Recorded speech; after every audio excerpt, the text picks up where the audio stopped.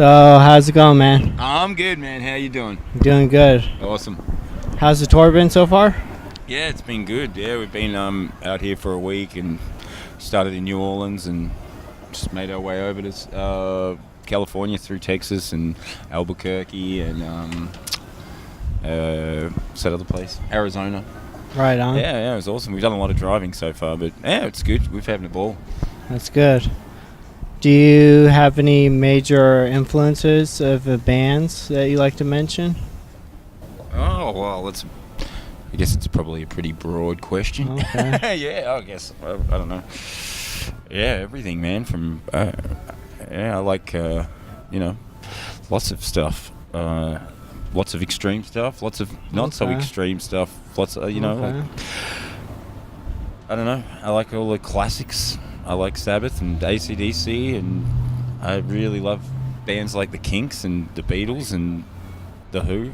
But I also like stuff like Impaled Nazarene.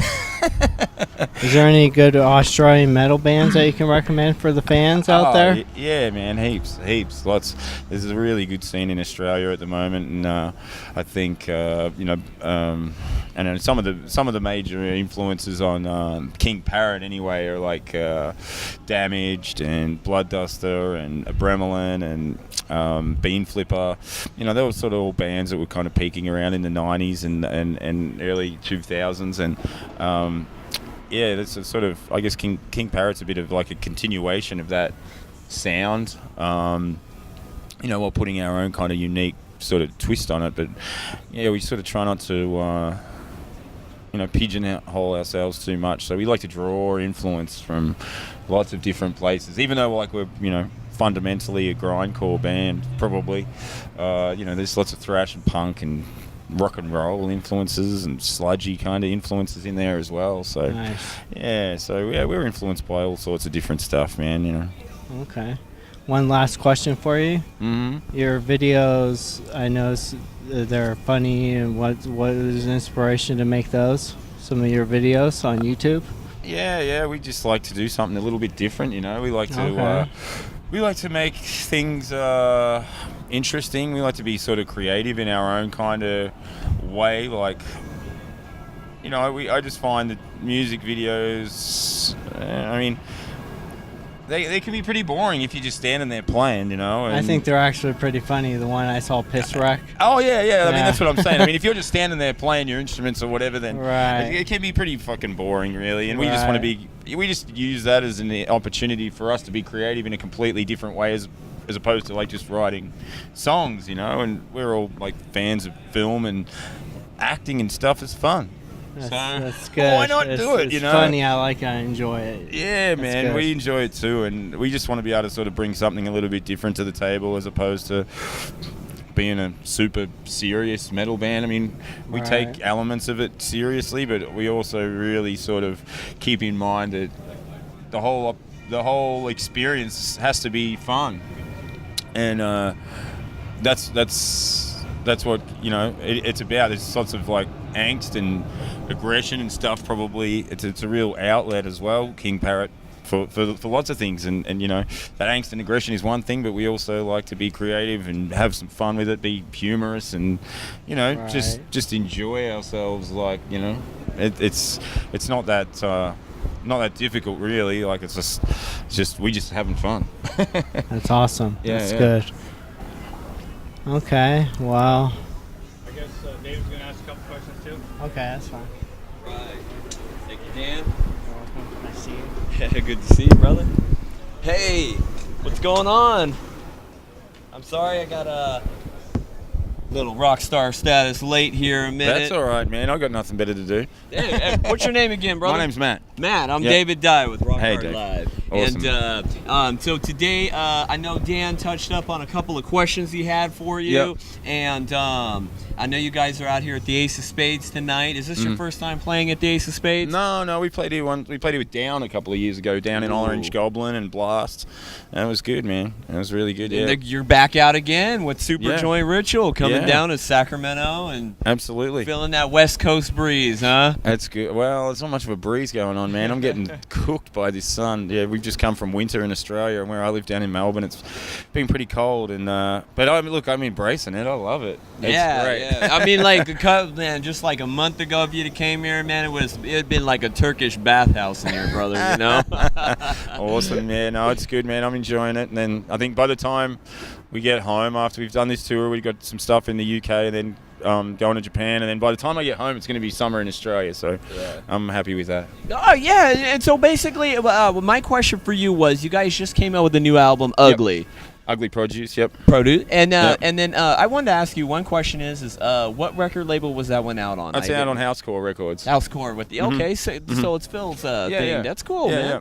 And how do you feel that you're now that you look back on it now, it's solidified and it's out there, and hopefully it's out there in the for the West Coast fans. We have Dimple Records out here, so hopefully it's out there. And yeah, man, it should be. I hope it is. I mean, you can get it at the housecorestore.com online. I think most people just order shit online now. Isn't it just easier to do that? I mean, some people can't even be bothered going to get their own grocery shopping. Hey, there's nothing wrong with buying it online. I buy online, but I also have that retro where I got to go into the store and see what the hell's on the shelves. Yeah, I'm a record guy. I was gonna say, what about the Australian fans, man? What do they do out there? Like, give me a hint. I've never been to Australia.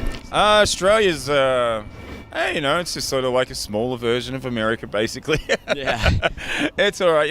We're following in the footpath, and I don't know.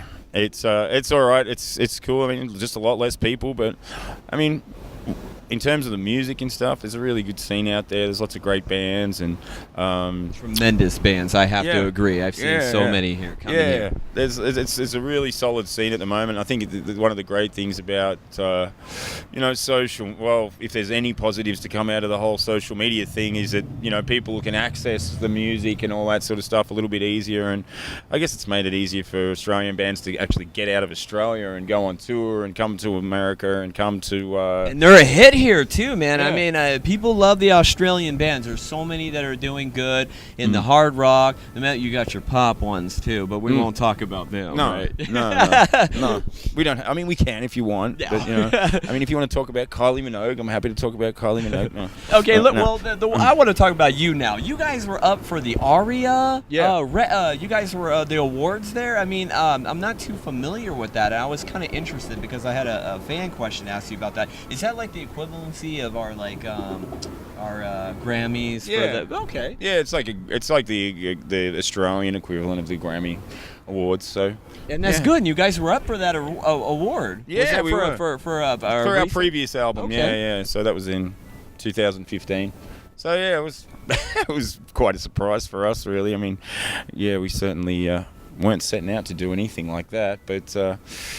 We'll take it. We went to the thing. Our label bought us tickets, and we went and walked down in the red carpet with like Ed Sheeran and the Wiggles, and some other sort of.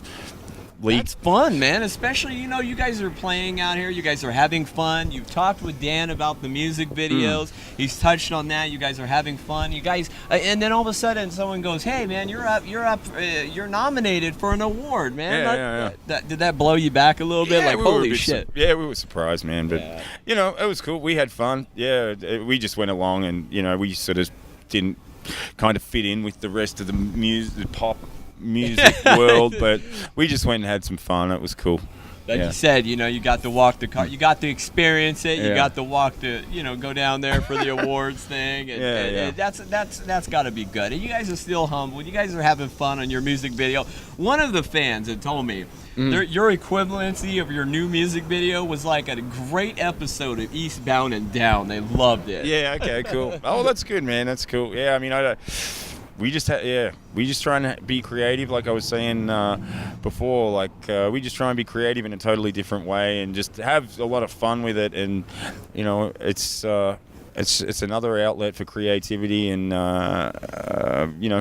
we just try. It's real sort of our angle, I guess, is kind of B grade, sort of low budget stuff, and I think that's a challenge in itself, is to try and make a cool video with a small budget, and with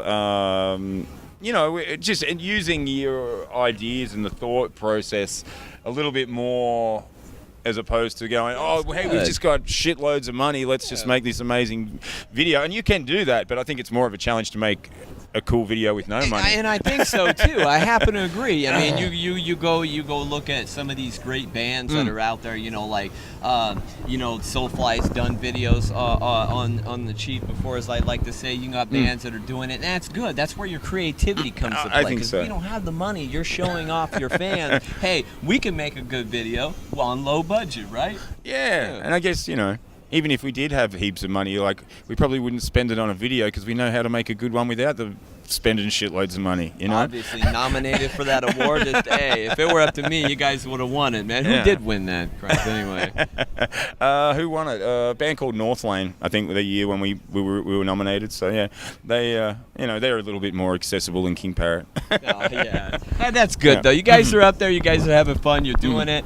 Tell the fans where they can reach you next if they've missed this awesome show at the Ace of Spades tonight. Where can they get your next show, or when are you going to come back to the U.S. and visit us again, especially in the West? Well, I'm not sure exactly, but we're playing tomorrow down in Santa Ana at the Observatory, and then we're doing a full it's basically a full US tour with Superjoint and Devil Driver for the next sort of month, and then we head over to the UK and we do some stuff there, and then we go on to Japan after that, and then back to Australia, and then I guess we'll just keep touring, man. We're talking about some stuff for next year, and we want to come back here and really sort of try and build things up here in the States, because it's such an awesome place to come and tour. It's such a diverse. Thank you. We're glad you're here, man. And welcome to the melting pot, the California melting pot. It's great, man. The rest of the U.S. We love it here, man. It's awesome. We went down to the beach in San Diego yesterday, went for a surf, and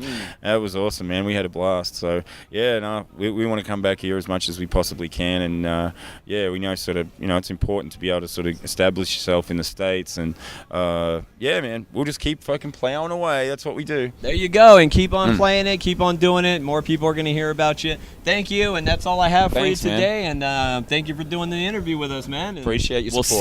We'll see you with some more fine bands, I'm sure, down the line. Absolutely. All Thank right, you. Thank you.